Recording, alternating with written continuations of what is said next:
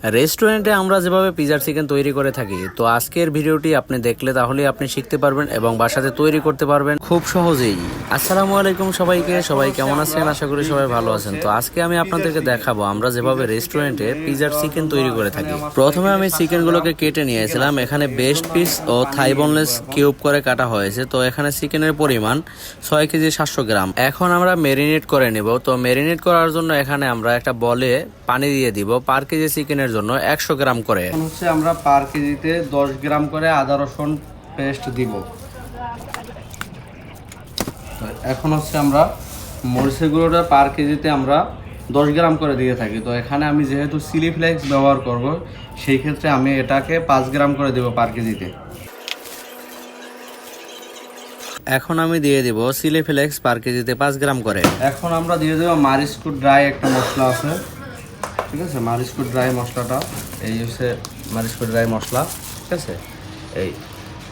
এই মশলাটা এখন হচ্ছে পার কেজিতে আমি 20 গ্রাম করে দিব।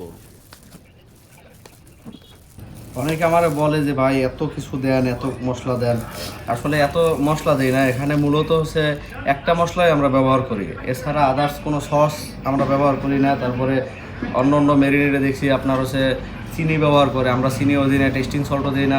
আমরা শুধু লবণটা ব্যবহার করে থাকি, আর হচ্ছে মরিচের গুঁড়ো, আর হচ্ছে আমাদের এই মশলাটা আর পানি, এতটুকু দিয়ে আমরা মূলত করি। এই হচ্ছে আমার মশলা শেষ দেওয়া। দেখতেই পাচ্ছেন, দেখা যায় ক্লিয়ার।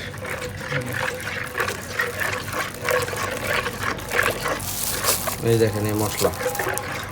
তো এই একটা মাত্র মশলায় মূলত আমরা মনে করেন যে বার্গারের চিকেন বলেন বা হচ্ছে পিজার চিকেন বলেন, সব ধরনের চিকেন আমরা মেরিনেট করে থাকি।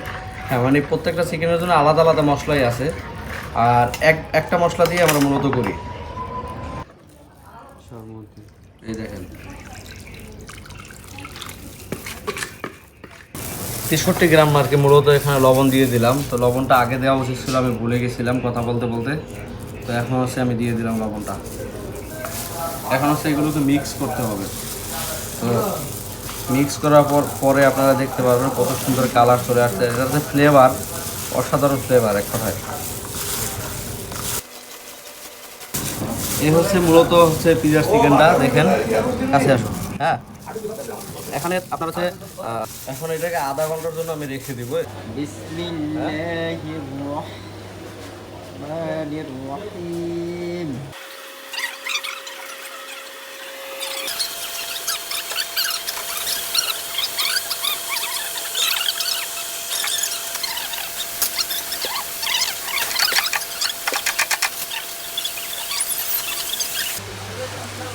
তেল আছে, তেল সহ আমরা এই জায়গায় ঢেলে দিলাম, ঠিক আছে?